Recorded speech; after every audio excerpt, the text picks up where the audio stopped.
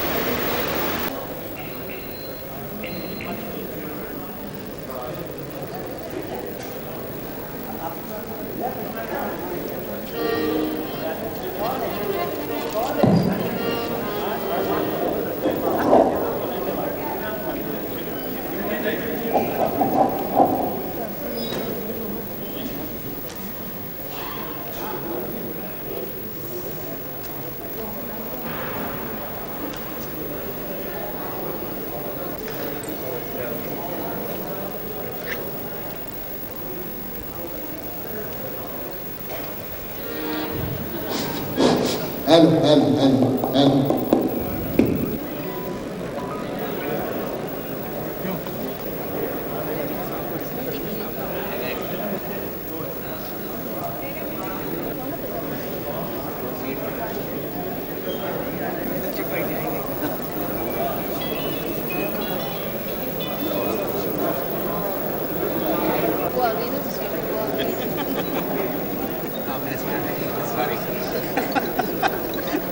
Comment क्या था topper हुआ पास में क्या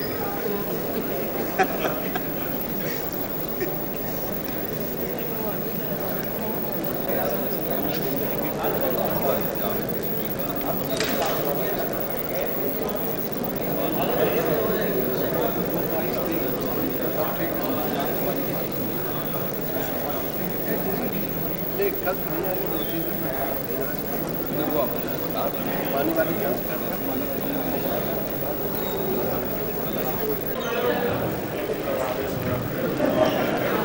और एक बार में कर्तव्य होने से क्योंकि जोरदार तालियां बहुत कुछ कम्युनिकेट करती हैं, बहुत कुछ बताती हैं।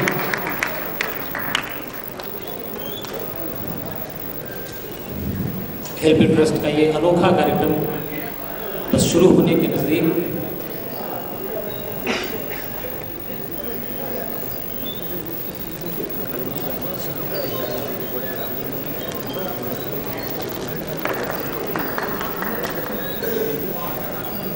मैं और जो साथ में अतिथि पधारे हैं सबका हार्दिक स्वागत हेल्प ट्रस्ट की तरफ से कर रहा हूँ। बापू जी पधार चुके हैं, मंचस्थ हो रहे हैं, विराजमान हो रहे हैं अपने आसन पर। और प्रदेश सरकार की महिला कल्याण संस्कृति मंत्री श्रीमती अरुण कुमारी कोरी जी भी पधार चुकी हैं। मैं हेल्प ट्रस्ट की तरफ से आपका हार्दिक स्वागत करता हूँ और निवेदन करता हूँ कि मंच पर अपना स्थान ग्रहण करने कृपा करें।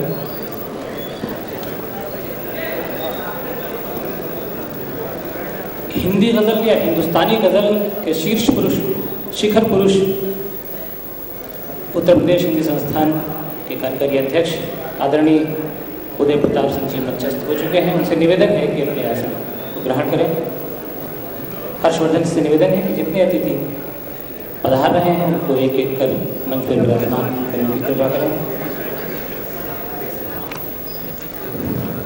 उर्दू शायरी का, उर्दू ज़बान का, उर्दू अदब का बड़ा नाम, बड़ी शख्सियत प्रोफेसर मलिकज़ादा मंजूर अहमद साहब तशरीफ़ ला चुके हैं। उनसे दरख्वास्त है कि वो अपनी सीट पर तशरीफ़ रखें। समालोचक या नाक़िद साहित्य के गुण धर्म के बारे में विवेचना करता है। उर्दू शायरी या उर्दू साहित्य में एक उसकी तनकीद में एक बहुत बड़ा नाम जिन पर हम लोग फख्र करते हैं लखनऊ के हवाले से, प्रोफेसर शारिब लुधियानवी। ऐसा संगम होना आमतौर पर दुर्लभ होता है। आदरणीय अहमद हसन साहब तशरीफ़ ले आए हैं। मैं हर्ष भाई से निवेदन करूँगा कि उनके यथोचित स्थान पर उनको विराजमान करने से बात करें।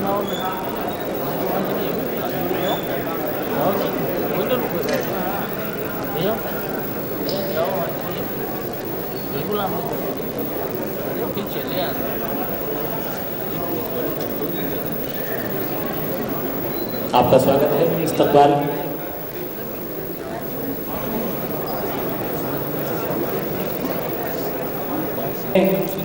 हज़रत मौलाना कद्र साजिद साहब तशरीफ़ ला चुके हैं। आपका इस्तकबाल, आपका हार्दिक स्वागत है। उनको एक जैसा प्यार देते हैं इसलिए कि उनके यहाँ भेदभाव की गुंजाइश नहीं होती। प्रोफेसर रमेश दीक्षित जी मंजर साहब का हेल्प ट्रस्ट की जानिब से इस्तकबाल किया जाता है।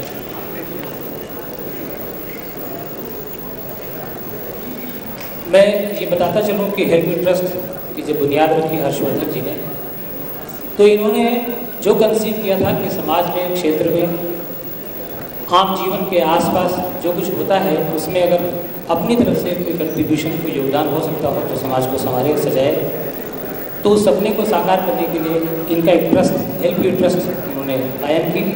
और हैरानी के साथ खुशी ये होती है कि बहुत कम वक्त में इन्होंने लखनऊ में अपनी नीयत, अपने सेवा भाव के तहत एक ऐसी स्थिति बना ली है, ऐसा मकाम बना लिया है कि जिसकी तारीफ के बिना कोई रह नहीं सकता। तो कई कार्यक्रमों का गवाह बना और आज का कार्यक्रम तो इतना अद्भुत, इतना अनोखा है कि जिसकी चर्चा जितनी भी की जाए कम है।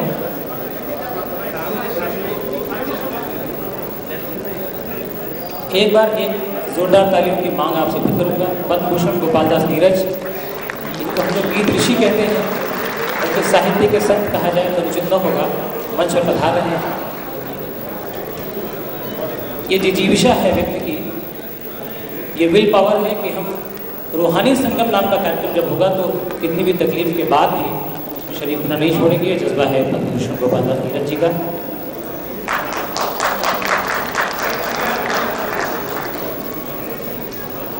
नीरज जी, आपका हार्दिक स्वागत हेल्प ट्रस्ट की जानिब से।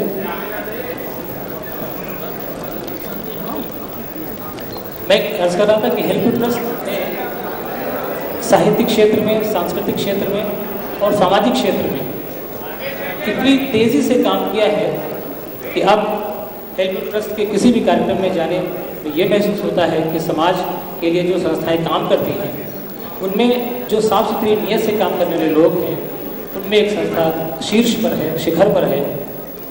और आज का ये कार्यक्रम इस बात का श्रेष्ठ उदाहरण भी बन रहा है जहाँ पर समाज के हर क्षेत्र के लोग एक साथ उपस्थित हो रहे हैं।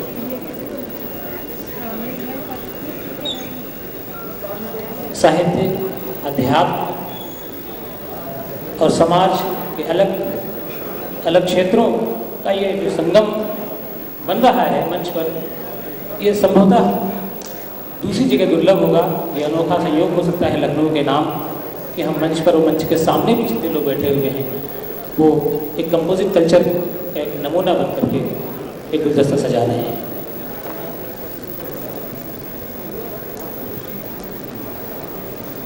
एक बार फिर जोरदार तालियां हमारे लखनऊ की पहचान और जिनको पूरा लखनऊ बेहद प्यार करता है, महापौर के रूप में, मित्र के रूप में, बड़े भाई के रूप में आदरणीय डॉक्टर दिनेश शर्मा जी महापौर लखनऊ पधार चुके हैं। आपका मंच पर हार्दिक स्वागत है।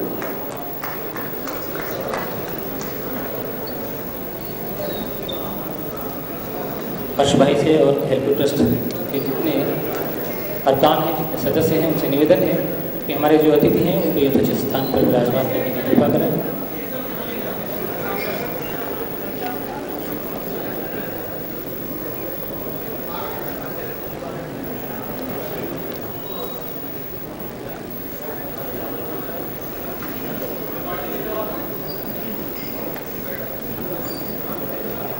मैं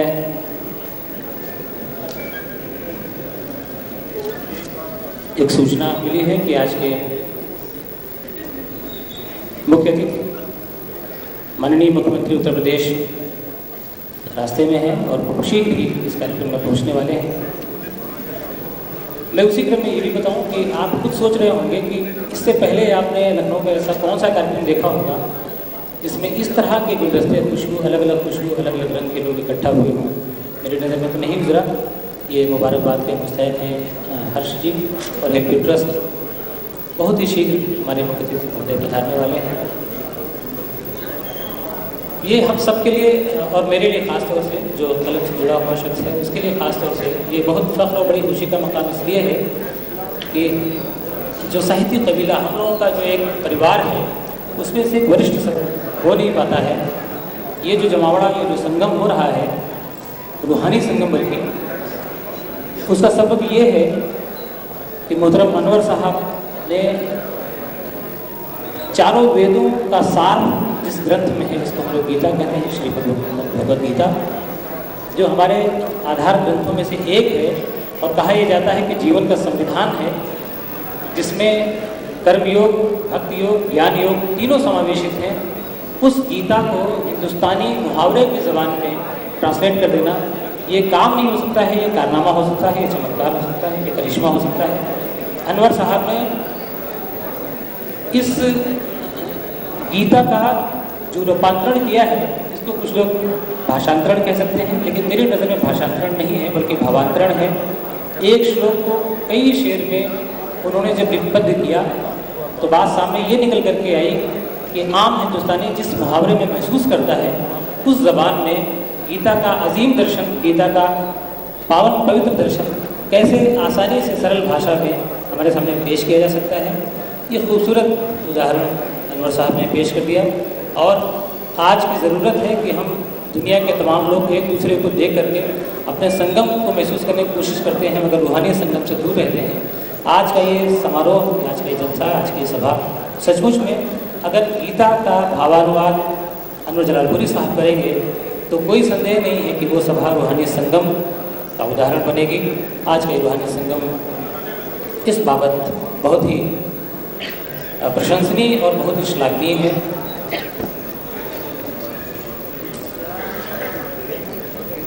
कुछ ही लम्हात बाकी हैं कार्यक्रम की शुरुआत में।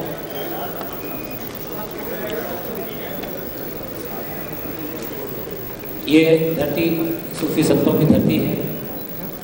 हमारे बापूजी यहाँ आए हुए हैं। हम सबकी बड़ी ख्वाहिश ये रहती है कि ऐसे संतों को निकट से देखें, ऐसे संतों का साथ मिले,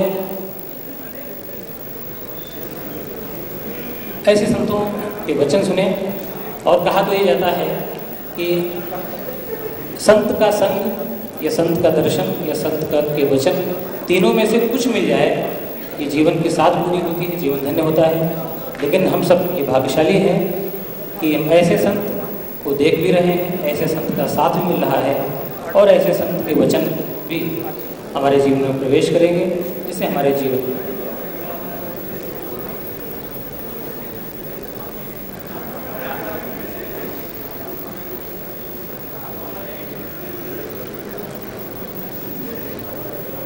हर्ष जी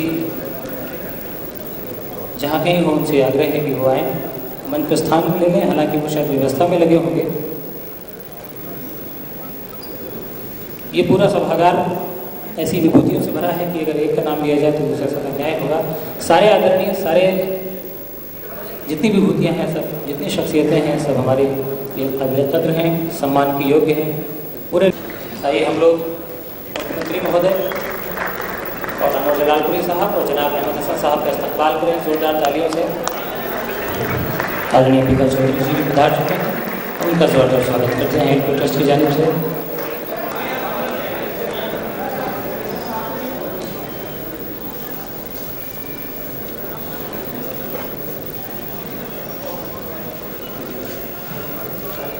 एक बार आपसे आग्रह है कि सब लोग एक साथ अगर तालियों से हम अपने सारे अतिथियों का स्वागत करें।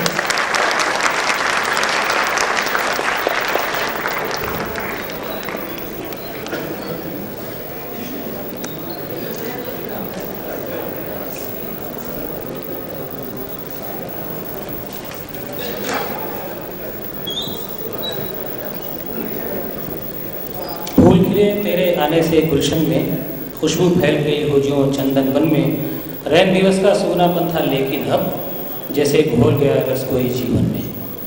आज ये रूहानी संगम जो हेल्प यू ट्रस्ट, ये help you educational and charitable trust की जानिब से मुनाकिद हो रहा है, आयोजित हो रहा है, ये हम और आप सबके जीवन के अनोखे कार्यक्रमों में से एक बनने वाला है। मुख्यमंत्री जी जो आज के कार्यक्रम के मुख्य अतिथि भी हैं, वो पूज्य बापू जी, जिनके संरक्षण में आज का कार्यक्रम संपन्न होगा, वो देश के वरिष्ठतम गीतकार पद्म भूषण गोपाल नीरज,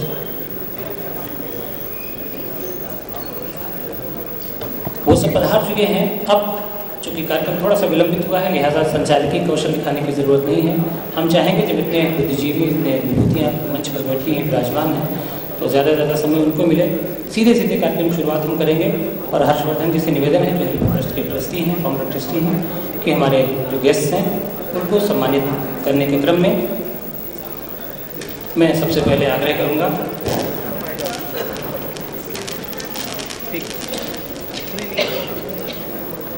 हर्षवर्धन अग्रवाल जी से कि वो आज के मुख्य अतिथि श्री अखिलेश यादव जी, मुख्यमंत्री उत्तर प्रदेश का, सम्मान करें, उनको स्मृति चिन्ह भेंट करके। अतिथि देवो भव, अतिथियों के सम्मान और उनके स्वागत से हम अपने कार्यक्रम की शुरुआत करते हैं। अनवर साहब भी मुख्यमंत्री जी का स्वागत कर रहे हैं।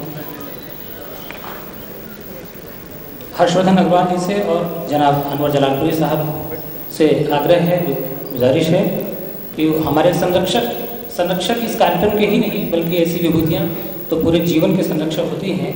मैं इन दोनों आदरणीयों से आग्रह ये करूँगा कि आदरणीय संत मुरारी बाबू जी का सम्मान प्रतिचिन्ह भेंट करके करें, और ये सम्मान दे रहे हैं उसके बदले में हमें पता है कि हम सबको उनका आशीर्वाद मिलेगा। आदरणीय अनवर जलालपुरी साहब और हर्षवर्धन जी बापू मुरारी जी का स्वागत कर रहे हैं।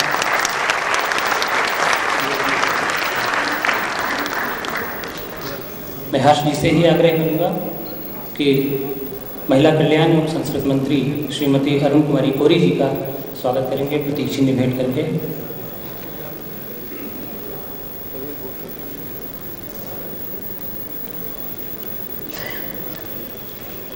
मैं ज्ञानवर्धन जी से आग्रह करूँगा कि लखनऊ के प्रथम पुरुष, प्रथम नागरिक महापौर डॉक्टर दिनेश शर्मा जी का स्वागत करेंगे। दिनेश शर्मा जी हमेशा मित्रवत लगते हैं, हम पूरे लखनऊ वालों को इतना स्नेह, इतना प्यार उनकी तरफ से भी मिलता है और हम सब भी लखनऊ वाले उन पर फख्र करते हैं। मैं आग्रह करूंगा ज्ञानवर्धन जी से कि आज के महापौर, आज के अतिथि महापौर लखनऊ के डॉक्टर दिनेश शर्मा जी का अभिनंदन करें, स्वागत करें।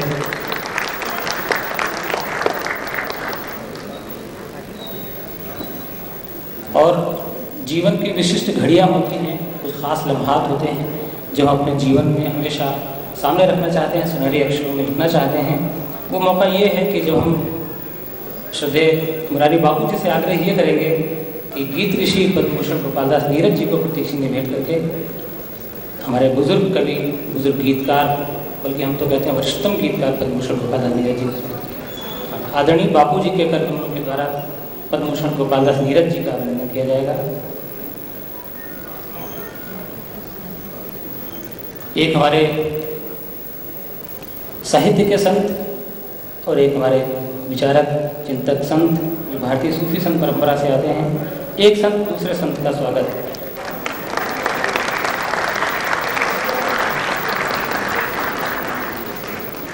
अगर हिंदी गज़ल में एक नाम पूछा जाए कि हिंदी गज़ल का सबसे समीचीन, सबसे प्रासंगिक, सबसे वरिष्ठ जिम्मेदार नाम कौन सा है, तो पूरा हिंदुस्तान ये कह देगा कि उदय प्रताप सिंह जी हैं।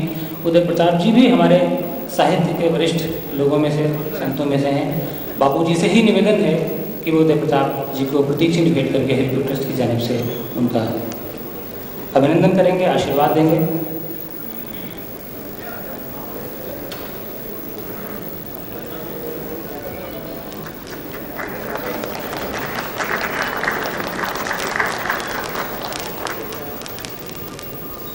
और जिस सामाजिक संस्कृति, जिस कंपोजिट कल्चर के लिए पूरी दुनिया में भारत का नाम विख्यात है, हमारे पास कुछ धरोहरें ऐसी हैं जिन पर हम सचमुच में दुनिया में अलग हैं। एक सामाजिक संस्कृत मुश्तरका तहजीब है, उसका एक नमूना पेशतब होगा जो मुरारी बापू जी से हम एक बार आग्रह फिर करेंगे कि आदरणीय जनाब अहमद हसन साहब को एलपी ट्रस्ट की जानिब से स्मृति चिन्ह भेंट करेंगे। अहमद हसन साहब को आदरणीय मुरारी बापू जी स्मृति चिन्ह भेंट करेंगे। ये एक अच्छा मकाम है, हम चाहते पूरा लखनऊ इस मंजर का स्वागत करें, इस दृश्य का स्वागत करें। लखनऊ के जो सीनियर गज़ल सिंगर्स हैं, जिनमें मिथिलेश लखनवी जी का बड़ा नाम है, मैं चाहता हूं कि आशीर्वचन, ये आशीर्वाद के रूप में जो प्रतीक चिन्ह लेंगे वो मुरारी बाबू जी से, तो कृपया मंच पर आ जाएं। और कहने को तो मोमेंटो होगा, लेकिन ये मुरारी बाबू जी का आशीर्वाद होगा। मिथिलेश लखनवी जी जो अपने खूबसूरत आवाज़ के लिए जाने जाते हैं, वो आदरणीय मुरारी बाबू जी से सम्मान प्राप्त करेंगे।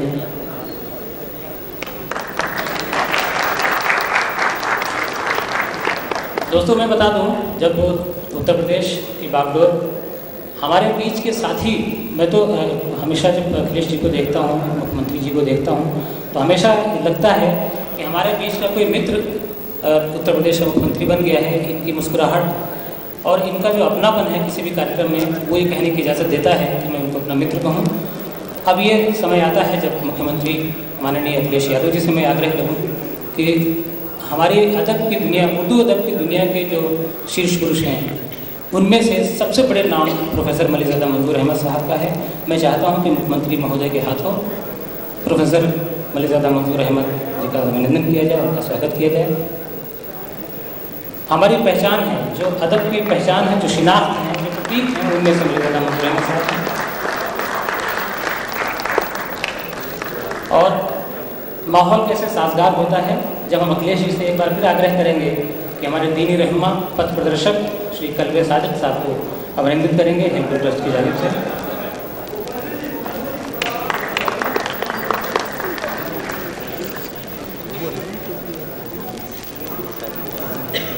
मैं एक बार फिर गुजारिश करूंगा मुख्यमंत्री महोदय जी से कि हमारे दूसरे दीनी रहनुमा, कोई बात नहीं, मैं मेयर महापौर डॉक्टर दिनेश शर्मा जी से आग्रह करूंगा कि वो प्रोफेसर शारिफ रज़ौलवी साहब का स्वागत करें, इस्तकबाल करें। शारिफ साहब उर्दू आलोचना के स्तंभ पुरुष हैं, उर्दू समालोचना के आधार पुरुष हैं और लखनऊ पर गर्व करता है। डॉक्टर दिनेश शर्मा जी से ही आग्रह है कि वो चिंतक, सामाजिक चिंतक प्रोफेसर रमेश दीक्षित जी का भी अभिनंदन करेंगे एलपी ट्रस्ट की जानिब से।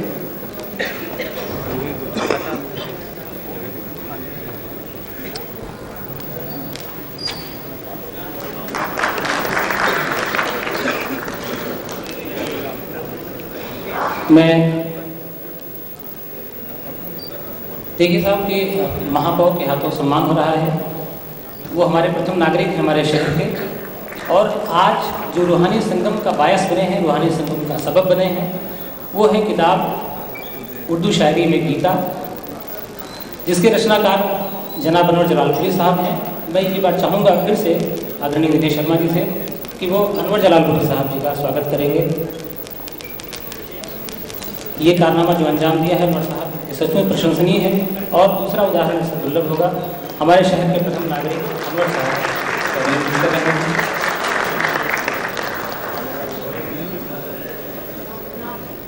बहुत बहुत धन्यवाद डॉक्टर शर्मा जी।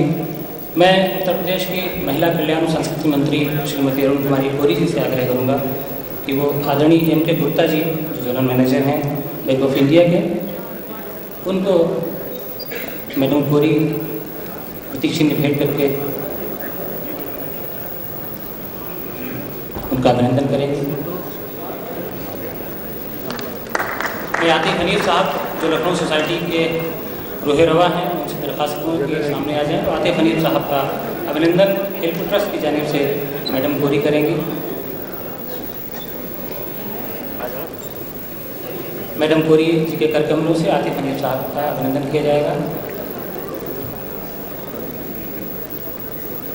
और दोस्तों, एक बार फिर जोरदार तालियां इसलिए चाहेंगे कि हमारे मुशायरों के हीरो, कवि सम्मेलनों के हीरो जो पूरी दुनिया में अपनी शायरी, अपने लहजे के लिए जाने जाते हैं, इस समारोह में खास तौर से शामिल होने के लिए आए हैं।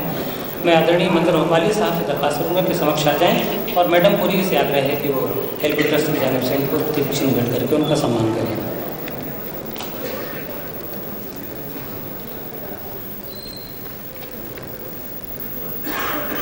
और मेरा निवेदन एक बार दादा उदय प्रताप जी से होगा कि वो आदरणीय राजेंद्र चौधरी जी का सम्मान हेल्प ट्रस्ट की जानिब से पेश करेंगे। आदरणीय दादा उदय प्रताप जी राजेंद्र चौधरी जी का सम्मान करते हुए।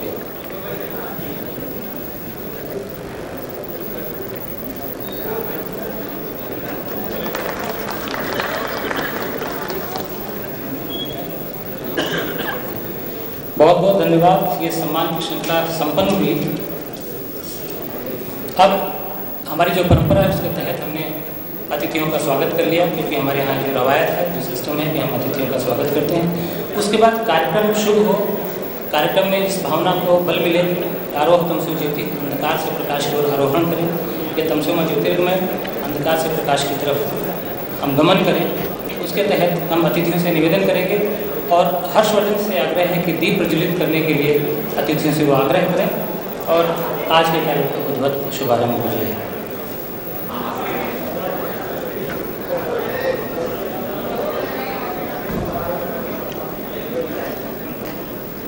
चूँकि थोड़ा सा कार्यक्रम विलंबित हुआ है, लिहाजा बहुत तमीद की ज़रूरत नहीं है, क्योंकि जो कार्यक्रम श्रृंखला के साथ आगे बढ़ने हैं तो अब आप से आगे बढ़ते जाएँ। आरोह तमसो ज्योति, अंधकार से प्रकाश की तरफ आरोहण करने का प्रतीक।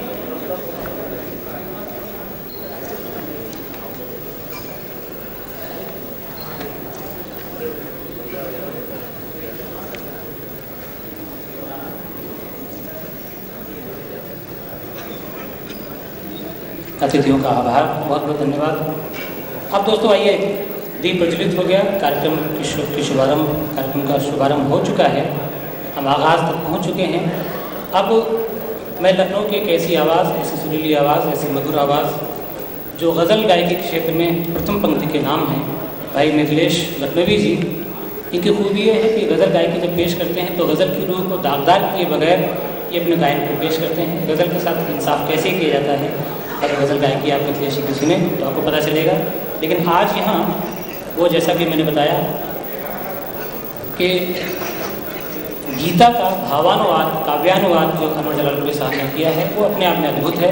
उसके पहले श्लोक को जितने कपलेट्स में अनवर साहब ने बांधा है, उस पहले श्लोक के कुछ शेर जनाब मिथिलेश लखनवी जी पेश करेंगे। इनकी खूबसूरत आवाज़ में आप लोग समाप्त कीजिए।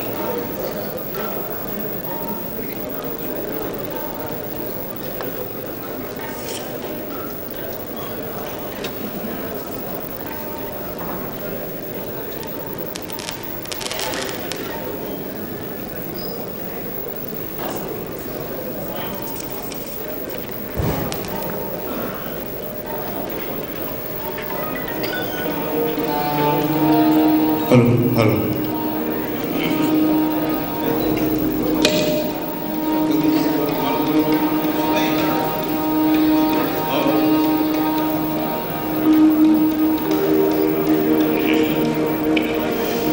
सभी को नमस्कार, आदाब। ये जो रूहानी संगम कार्यक्रम आज होने जा रहा है जिसमें आदरणीय मौलाना बाबू जी, मुख्यमंत्री जी, आदरणीय अहमद साहब लोग पधारे हैं, इसमें मेरा भी थोड़ा सा हाथ है। मैं बताना चाहूँगा, छोटी सी बात है। लगभग 1 साल पहले मेरी मुलाकात अनवर जलालपुरी साहब से हुई, तो ये हुआ कि भाई इसको थोड़ा कंपोज किया जाए। तो मैंने उनके घर में बैठ के ये थोड़ा कंपोज किया था इसको, और जिसके लिए भजन सम्राट अनूप जलोटा जी ने भी हामी भरी है गाने के लिए। आज वो नहीं है यहाँ पे, लेकिन उनको आना था, किसी कारणवश नहीं आ पाए हैं। और एक खुशी और आपसे शामिल करना चाहूँगा, एक ऐसी आवाज़ जो आज जिसकी कमी खल रही है, डॉक्टर रूपल अग्रवाल, हर्षवर्धन जी की पत्नी। एक खुशी मैं आपसे शेयर करता चलूँ, क्योंकि मैं इस संस्था का कल्चरल चेयरमैन हूँ उत्तर प्रदेश का। तो मुझे सूचना अभी शाम को मिली है कि हर्षवर्धन जी अभी 4:30 बजे पिता बन गए। मैं चाहूँगा तालियां बजा दिन के लिए जोरदार। और मुझसे कह रहे थे बापू के चरण कमल यहाँ पढ़ने से एक शुभ समाचार मिला है, तो मैंने कहा आप लोग को ये समाचार बांट लूँ मैं। तो आइए ये जो गीत, ये जो अनवर जलालपुरी साहब का गीता शायरी में जो अनुवाद किया है उन्होंने, बहुत खूबसूरत है, उसकी कुछ पंक्तियां मैं प्रस्तुत कर रहा हूँ।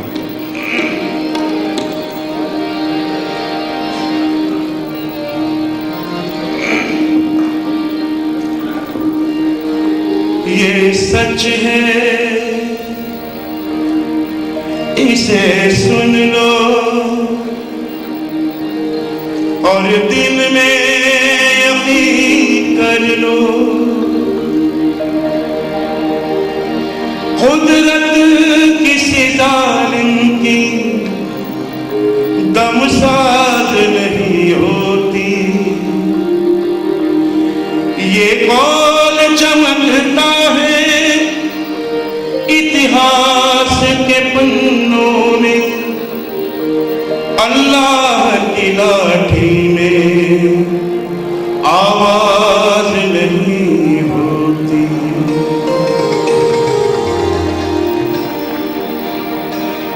धृतराष्ट्र आंखों से महरूम थे, मगर ये न समझो कि मासूम थे।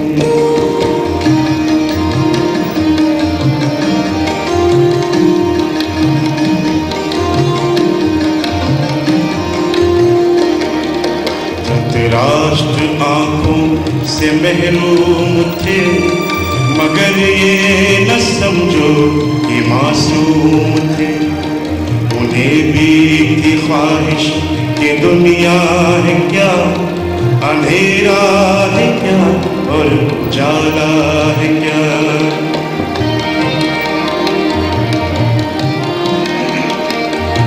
वो एक शख्स संजय पड़ा जिसका नाम, वही उनसे आखिर हुआ हम कला, वही उनसे आखिर हुआ हम कला।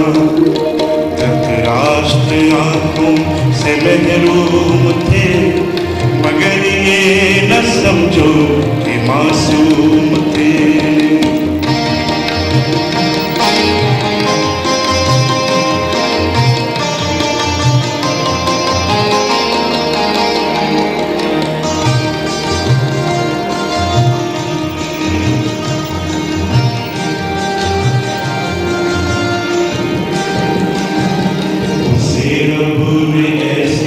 नजर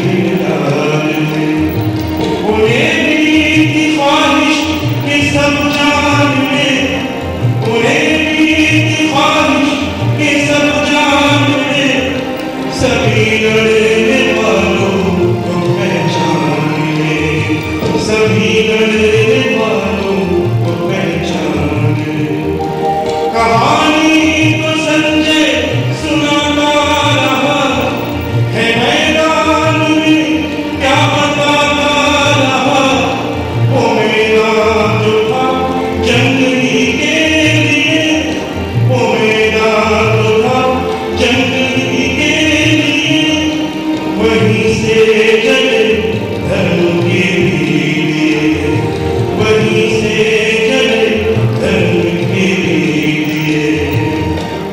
राष्ट्र आंखों से महरूम थे, मगर ये न समझो कि मासूम थे, मगर ये न समझो कि मासूम थे, मगर ये न समझो कि मासूम थे।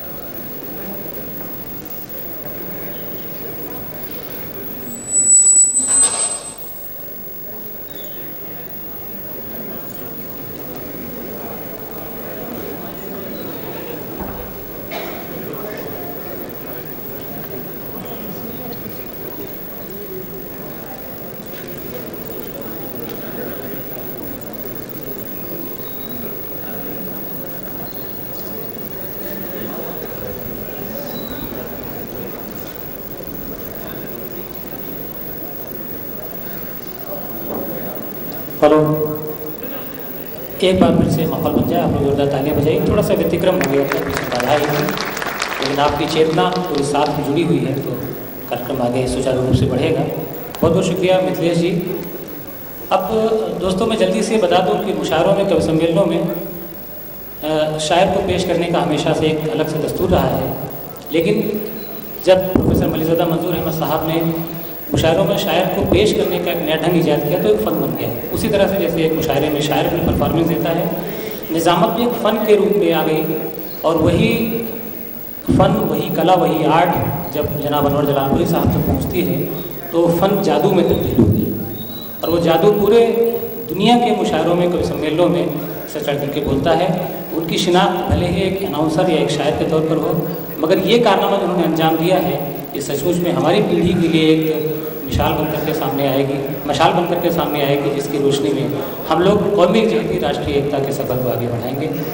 मैं निवेदन करूँगा, आज की रूह में जो शख्सियत बेवस्त है, जिसकी वजह से रूहानी संगम यहाँ पर हो रहा है, मैं आग्रह अत्यंत विनम्रतापूर्वक करूँगा जनाब अनवर जलालपुरी साहब से कि वो आएँ और मुरारी बापू जी के सिलसिले में अपने ख्यालात का इज़हार करें।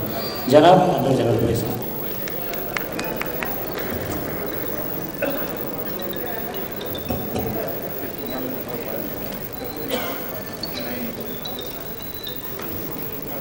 बापू, मुझे ये मालूम है कि आप अपनी तारीफ बिल्कुल नहीं पसंद करते। इस धरती पर जो सचमुच अजीम लोग होते हैं वो अपनी तारीफ नहीं पसंद करते।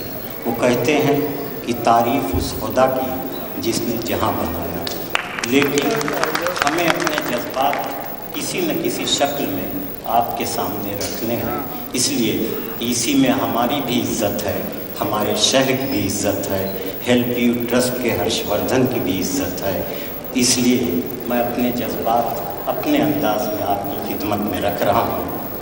21वीं सदी में उलझनों और बेचैनियों के दुराहे पर खड़ी हुई इंसानियत के लिए आशा का दीप और उम्मीद का चिराग, महात्मा बुद्ध, चिश्ती, नानक और महात्मा गांधी की आध्यात्मिक और रूहानी तालीमात के पवित्र संगम, रामचरितमानस और श्रीमद् भगवद गीता की मर्यादा और दार्शनिक शिक्षाओं के महान ज्ञाता, हिंदुस्तान में अनेकता में एकता की तस्वीर को अपनी आँखों की पुतलियों में सजा लेने वाली शख्सियत, महान संत, फजीलत माँ, वाजिबुल एहतराम, साहिब इल्म व अमल और फ़ख्र हिंदुस्तान, आली मर्तबत मुरारी बापू जी। भारत के अजीम सपूत बापू, मेरे दिमाग की डिक्शनरी में कोई ऐसा शब्द है ही नहीं जो आपके स्वागत और इस्तकबाल का हक अदा कर सके। बापू, मैं अक्सर ये कहा करता हूँ कि जब लखनऊ बोलता है तो सारा हिंदुस्तान सुनता है, लेकिन बापू आज आप लखनऊ में बोलेंगे तो सारा विश्व सुनेगा। बापू, आज तक मैं ये समझता था कि सूफ़ी, कलंदर, दरवेश, ऋषि, मुनि, संत और योगी अलग अलग अर्थों के शब्द हैं, लेकिन 5 बरस पहले आपसे मिलकर मुझे ये यकीन हुआ कि इन तमाम शब्दों की आत्मा आपकी शख्सियत में घुल मिल गई। आपके ख़यालात की बुलंदी, इंसानियत के रोशन मुस्तक़बिल के लिए आपकी तड़प, आपकी पवित्र और निर्मल वाणी सारी मखलूक के खुदाबंदी को एक कुनबा समझने की आपकी व्यवहारिक कल्पना, आपका शीरीं और मधुर अंदाज़ बयान इंसानों के दिलों पर जादू की तरह असर करता है।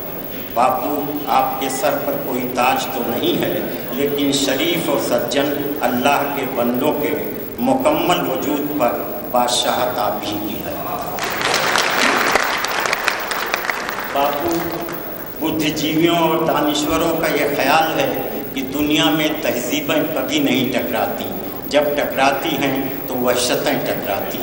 मेरे ख्याल में आप मनुष्यों के अंदर का अहंकार, हसद, लालच और हवस के साथ उसके अंदर बैठी हुई नफ़रत को बाहर निकाल कर फेंक देना चाहते हैं। इस तरह वहशतों को ख़त्म करके तहजीब के चेहरे को बेइंतहा चमकदार बना देना आपका मिशन है। बापू, आज लखनऊ की गंगा जमुनी तहजीब आपका स्वागत करते हुए अपना सर ऊंचा किए हुए है। हेल्प यू ट्रस्ट के जिम्मेदारान भाई हर्षवर्धन अग्रवाल, उनकी धर्मपत्नी डॉक्टर रूपल अग्रवाल, भाई ज्ञानवर्धन अग्रवाल और उनकी बेइंतहा काबिल एहतराम माता जी की तरफ से भी आपका हार्दिक स्वागत है। इस ट्रस्ट के लिए ख़ास तौर से आपके आशीर्वाद की ज़रूरत है। बापू, कदम बोसी को राहें मुंतज़िर थीं, ज़ियारत को निगाहें मुंतज़िर थीं। मुहताज हुआ अनवर जलालपुरी और हेल्प यू ट्रस्ट के तमाम जिम्मेदारान। एक बार ज़ोरदार ताली आपकी तरफ से चाहते हैं। क्या खूबसूरत अपने ख्यालात, अपनी भावनाओं को प्रकट किया है अनवर जलालपुरी साहब ने, और बापू जी को भेंट कर रहे हैं अपनी जो भावनाएं हैं अनवर साहब, जो कलमबद्ध जज्बात बापू की सेवा में।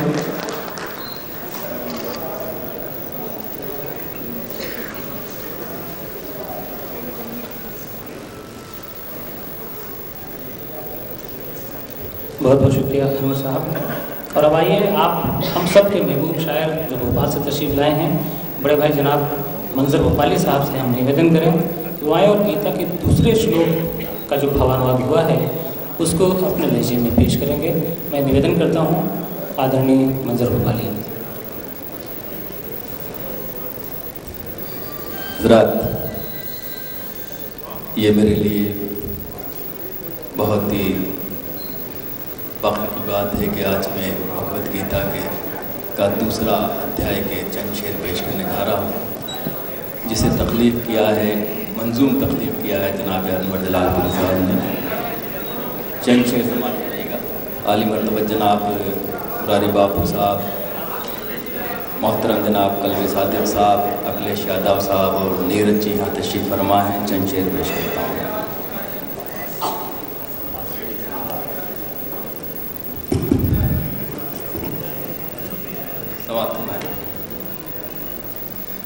इधर कृष्ण अर्जुन से हैं हम कलाम, इधर कृष्ण अर्जुन से हैं हम कलाम, इधर कृष्ण अर्जुन से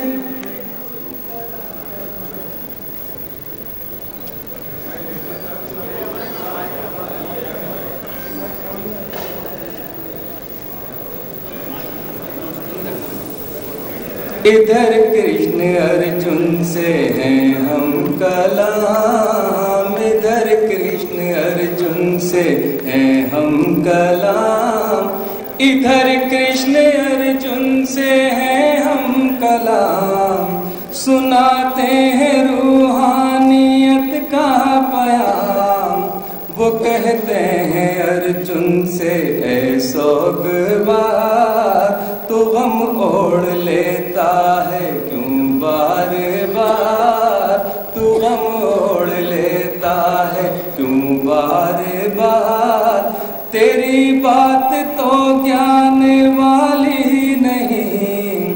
कहीं से ये सम्मान वाली ही नहीं। जो ज्ञानी है जीते हैं मरते नहीं, कभी मौत से भी वो डरते नहीं, कभी मौत से भी वो डरते नहीं, कभी मौत से वो कहते हैं ये जिंदगी कुछ नहीं, कि इनके लिए मौत भी कुछ नहीं।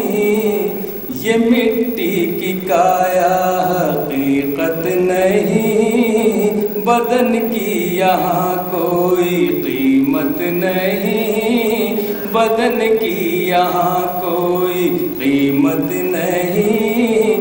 अज़ल और अबद तो फ़क़त रूह है, हमारी सनद तो फ़क़त रूह है। सदा से हूँ मैं भी सदा से हो तुम, हमेशा मैं हूँ इब्तिदा से हो तुम, हमेशा से मैं इब्तिदा से हो तुम। ये राजा भी तो है शुरुआत है, ये राजा भी तो है शुरुआत से।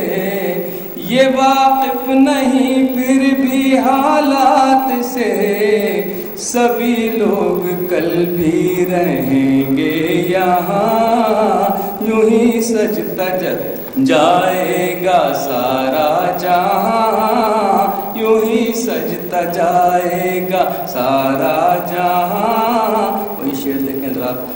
बदन जिसमें खून की रवानी भी है, इसी से बुढ़ापा जवानी भी है, इसी से तो वाबस्ता बचपन भी है, कि एक नाम इसका लड़कपन भी है, कि एक नाम इसका लड़कपन भी है।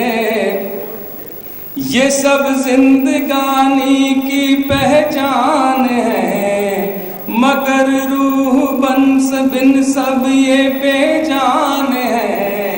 ये सब जिंदगानी की पहचान है, मगर रूह बिन सब ये बेजान है। यही रूह जब तक के तन में रहे, तभी तक तो हरकत बदन में रहे, तभी तक तो हरकत बदन में रहे। मगर एक दिन छोड़ देती भी है, किसी सिमत रुख मोड़ देती भी है। नए जिस्म की जान बन जाती है, नए तन की पहचान बन जाती है, नए तन की पहचान बन जाती है। समझदार गम इसका करते नहीं, जो मरता है साथ उसके मरते नहीं। इन्हें मुस्तकिल मत समझना कभी, कि इन पर भरोसा न रखना कभी। ये जैसे भी हैं इनको बर्दाश्त कर, न फिर इनकी जानिब से अपनी नजर, न फिर अपनी जानिब से अपनी नजर। ये जैसे भी हैं इनको बर्दाश्त कर, न फिर इनकी जानिब से अपनी नजर। कहे ऐसी बातों से जो बेनियाज, समझता है वो जिंदगानी का राज। कहे ऐसी बातों से जो बेनियाज, समझता है वो जिंदगानी का राज। तवाज़ुन जो दुख सुख में कायम रहे, तबीयत जो अपनी मुलायम रखे। तवाज़ुन जो दुख सुख में कायम रखे, तबीयत अपनी मुलायम रखे, मिजाज अपना जो मुस्तकिल रख सके, हमेशा जो काबू में दिल रख सके, वही मोहतरम गैर फानी वही के दायम वही जावेदानी वही के दायम वही जावेदान। बहुत शुक्रिया। बहुत बहुत शुक्रिया मंगर भाई। मंगर भाई जब दूसरे श्लोक का ये मंजूम तर्जुमा पेश कर रहे थे तो मुझे लग रहा था कि गीता का गूढ़ रहस्य इतनी सरल भाषा में पेश किया जा सकता है, ये इससे पहले सोचा नहीं था, मगर ये कारनामा अनवर साहब ने कर दिखाया। और मुझे तो लगता है कि बहुत सारे लोग जो हिंदुस्तानी ज़बान में हम आप एक दूसरे के जज्बात को समझने की कोशिश करते हैं, अब वो मौका आ गया है कि गीता के गूढ़ दर्शन को भी हम लोग इस किताब के हवाले से समझ पाएंगे। मुबारकबाद मंजर साहब को, एक बार फिर से अनवर साहब को। और अब इस रूहानी संगम की रूह की तरफ गामजन हों, रूह की तरफ बढ़ें, यानी जिस निमित्त हम लोग यहाँ इकट्ठा हुए हैं वो है लोकार्पण समारोह। उर्दू शायरी में गीता इस शीर्षक के तहत जो किताब की रचना की है, जो मंजूम तर्जुमा किया है अनवर साहब, मैं इससे दरख्वास्त कर रहा हूँ हर्षवर्धन जी से कि वो सभी अतिथियों और अनवर साहब के साथ मुख्यमंत्री महोदय, बापूजी, नीरज जी,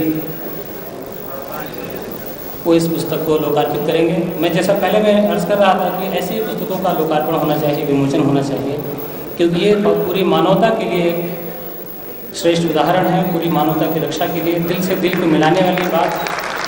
अनवर साहब गीता का भावानुवाद करें, मंजर उपाली साहब को पेश करें और बापू जी, अखिलेश जी, अहमद हसन साहब, नीरज जी, ये सब हस्तियाँ विभूतियाँ इसको लोकार्पित करें।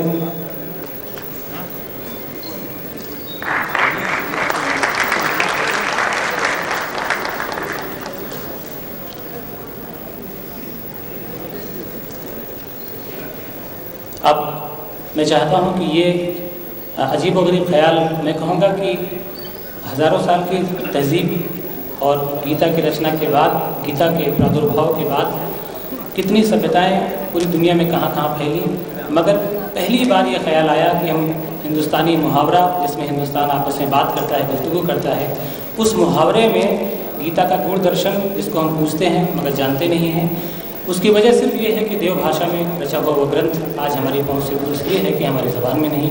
मगर अनवर साहब का एहसान तमाम हिंदुस्तान पर, तमाम हिंदी उर्दू जानने वालों पर, हमारी तमाम पीढ़ी पर इसलिए है कि गीता के उस रहस्य को हम तक पहुँचने में आसानी होगी। मैं उनसे निवेदन करूँगा, आग्रह करूँगा कि वो आएँ और इस गीता की भावनावाद का विचार उनके जहन में कैसे आया और इसके सिलसिले में उनके क्या ख्यालात हैं, उसका इजहार करने के लिए दरख्वास्त करता हूँ जनाब अनवर जलालपुरी साहब।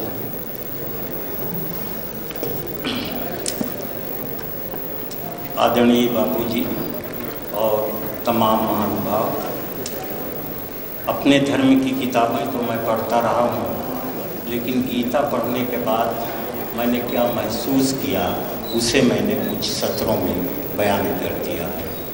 खिदमत में पेश है आप हजरात की। गीता आदमी को इंसान बनाने की बेइंतहा कामयाब कोशिश है। गीता इंसानी भलाई की आलमी दस्तावेज़ है। गीता शायरी भी है, दानिश्वरी भी और रूहानी सहीफ़ा भी। गीता को पढ़ने में लज्जत है, समझने में सुकून है, अमल करने में मोक्ष है। सारे हिंदुस्तान के अवाम पर इसके फ़लसफ़े का बड़ा गहरा असर है। गीता के संदेशों और उपदेशों में बड़ी सादगी है। गीता में किसी पर तनकीद नहीं है, बल्कि सबका इकरार और एहतराम है। गीता हिंदुस्तान की सबसे बड़ी नैतिक शिक्षा की किताब है। भगवत गीता के पैगामात दुनिया को खूबसूरत और नेक बनाते हुए आत्मा को परमात्मा में मिल जाने की बात करते हैं। ये किताब ख्वाहिश और खल के बगैर अमल करते रहने पर जोर देती है। इसके नज़दीक ख्वाहिशात का गुलाम ही पस्त फितरत शख्स है। गीता का स्वभाव तलाश और जस्तजू वाला स्वभाव है। मुझे इस महान ग्रंथ को समझने के लिए बहुत सी किताबों का अध्ययन करना पड़ा। इल्म के मैदान में हमेशा चिराग से ही चिराग जलते हैं। इस विषय पर पद्म भूषण श्री गोपाल दास नीरज, मशहूर कवि, शायर, गीतकार श्री उदय प्रताप सिंह, प्रोफेसर रमेश दीक्षित और जनाब पंडित हनुमान प्रसाद आजिज़ मातवी से गुफ्तगू करके भी मुझे बहुत कुछ हासिल हुआ है। मैं इल्म अदब और तारीख़ एवं फ़लसफ़े के इन दानिश्वरों का एहसानमंद रहूँगा। हेल्प यू ट्रस्ट और उस परिवार के सभी सदस्यों का मैं आभारी हूँ। ख़ास तौर पर भाई हर्षवर्धन अग्रवाल जी का कि जब उनसे उर्दू शायरी में गीता के लोकार्पण की बात हुई तो भाई हर्षवर्धन जी ने इसकी जिम्मेदारी खुद लेने की इच्छा प्रकट की। मैंने जब उनसे ये कहा कि इसमें तो बड़ा ज़्यादा खर्च है, ये मेरे बस में नहीं है, तो श्री हर्षवर्धन जी ने जो जवाब दिया, ऐसा जवाब मैंने ज़िंदगी में कभी किसी से नहीं सुना था। उन्होंने कहा कि अनवर साहब, आपका जो काम था वो आपने कर दिया, अब हमारी जिम्मेदारी है कि हम आपके लिए क्या कर सकते हैं। अपने सवाल का दिल जीत लेने वाला ऐसा जवाब मैंने कभी किसी भी शख्स से अपनी इतनी ज़िंदगी में नहीं सुना था। माननीय मुख्यमंत्री जी, जिनकी विशेष कृपा मुझ पर रहती है, उन्होंने खामोशी से जो हमारा सहयोग किया है उसके लिए हमेशा हम उनके आभारी रहेंगे। शुक्रिया। अनवर साहब, बहुत बहुत धन्यवाद अनवर साहब।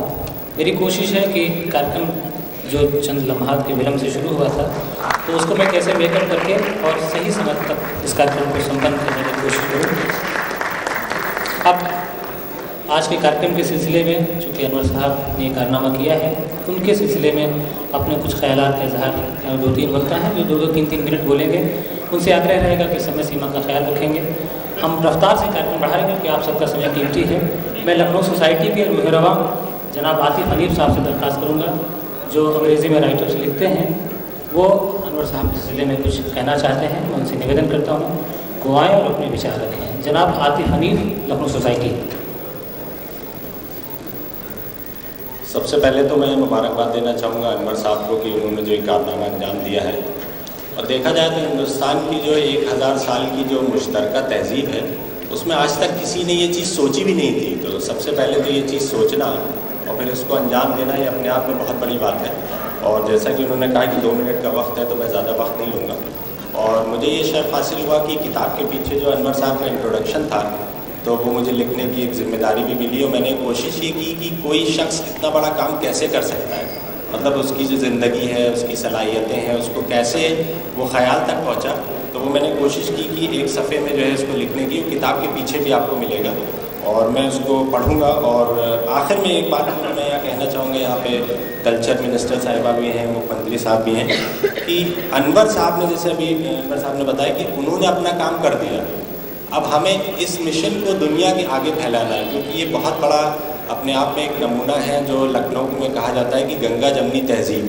तो इससे बड़ा नमूना जो है गंगा जमनी तहज़ीब का नहीं मिल सकता है। मैं चाहूँगा कि एक तालियाँ सिर्फ उसके लिए कि जो गंगा जमनी तहज़ीब होती है लखनऊ की, उसका ये बहुत बड़ा नमूना है। तो मैं ये एक इंट्रोडक्शन था जो अनवर साहब की ज़िंदगी के बारे में है, उसको पढ़ता हूँ, ये अंग्रेज़ी में है। अनवर साहब, Anwar Jalalpuri, true representative of Ganga जमनी तहज़ीब। मैंने उसका जो टाइटल है वो भी वही लिखा है, Anwar Jalalpuri, true representative of Ganga जमनी तहज़ीब। अनेकता में जहाँ एकता मिली अनवर, हम उस दयार को हिंदुस्तान कहने लगे। Anwar Jalalpuri is true genius of various languages. He was lecturer in English by profession, poet of Urdu by heart and connoisseur of Hindi language. देखिए तीनों ज़बानों का जो संगम है। Born in the town Jalalpur, which is very famous for the Urdu poets. Since childhood, he was keen interested in poetry and prose, which gave him a spirit of literature. Early educated in Jalalpur and Azamgarh, where has reached the climax of his literary intellect in Aligarh Muslim University. He established a junior high school named after Mirza Ghalib in Jalalpur, which is now an inter-college. Lucknow is honored to be the host city of his intellectualism. Anwar Sahib is also world famous for his nizamat, which is always appealing to the people who love and admire poetry. हम आज तक अनवर साहब को, जैसे मैं खुद कहूँ बजात खुद, एक निज़ामत की हैसियत से हम जानते थे। कहीं ना कहीं वो एक शायर था जो छुपा हुआ था, तो वो शायर भी सामने आया है और कैसे उन्होंने जो गीता को सामने लाए हैं, ये सारी सलाहियतें भी सामने आई हैं। He achieved many milestones in establishing himself as one of the legend of literature. I salute him for his unique task of translating all 701 shloks of Bhagavad Gita into Urdu poetry. Driven by an urge to promote communal harmony and ethnic harmony, this initiative is really outstanding. He is of the opinion that Gita, Upanishads and Quran are nothing less than human heritage and they must be preserved at all costs. There is urgent need to spread the message contained in Gita among the human beings, irrespective of their religion. He is also credited in translating 30th para of Quran as well as Gitanjali of Tagore into Urdu poetry. ये दो भी कारनामे हैं जो कि अनवर साहब ने उर्दू शायरी में करे हैं, क्योंकि इससे पहले वो ज़बान में हो चुके थे लेकिन शायरी में नहीं हुए थे। रोशनाई के सफ़ीर, खारे पानियों का सिलसिला, खुशबू की रिश्तेदारी, Jagti Aankhen are his collections of Urdu Hindi poetry. He is also credited with 4 books on नातिया शायरी। Apni Dharti Apne Log is compilation of his work on prose. Many biographies are also credited to his intellectualism. He is also a regular contributor in many newspapers and magazines. Dialogues and songs of the serial Akbar the Great on television were penned by him. Anwar Saab can also be seen in the movie Ded Ishqiya. His contributions have been admired since long through numerous awards and recognitions. In spite of being the chairman of Uttar Pradesh Madarsa Board and member of Uttar Pradesh Hajj Committee, Uttar Pradesh Urdu Academy, Urdu Arabic Persian University Committee, etc., his politeness and humanity are reflected in his writings. Anwar Jalalpuri will always be remembered for promoting the Ganga Jamni Tehzeeb through his literary works. We are looking forward many more milestones from the genius. हर इंसान में नूर खुदा है, सारी किताबों में लिखा है। हर इंसान में नूर खुदा है, सारी किताबों में लिखा है। वेद हो, इंजील मुक़द्दस हो, कुरान की गीता बाबा। और मैं बात अपनी ख़त्म करना चाहूँगा कि आपको अनवर साहब नज़र करना चाहूँगा कि अल्लामा इकबाल का जो शेर है, शायद वही जो मैंने कहा कि 1000 साल की तो मुश्तरका तहज़ीब है कि हज़ारों साल नरगिस अपनी बेनूरी पे रोती है। हज़ारों साल नरगिस अपनी बेनूरी पे रोती है, बड़ी मुश्किल से होता है चमन में दीदावर पैदा। शुक्रिया। बहुत बहुत शुक्रिया आतिफ साहब। सचमुच में कम्युनल हार्मनी की बात जो उन्होंने की, यकीनन ये किताब सिर्फ लिटरेरी कंट्रीब्यूशन नहीं है, ये किताब हमारे इस कायनादार भी है जिस समाज में रहते हैं, हिंदुस्तान की मुश्तरका तहज़ीब। आइए, लखनऊ जिन अपनी तहज़ीबी रवायतों पर फ़ख्र करता है, उनमें एक हमारे सिंबल हैं प्रोफेसर रमेश दीक्षित जी। वो हमारी ज़रूरत है कि उनके हवाले से हम राष्ट्रीय एकता की बात करते हैं, मानवता की बात करते हैं। मैं उनसे आग्रह करूँगा कि वो आएँ और अपने विचार आज के सिलसिले में रखें। प्रोफेसर रमेश दीक्षित जी।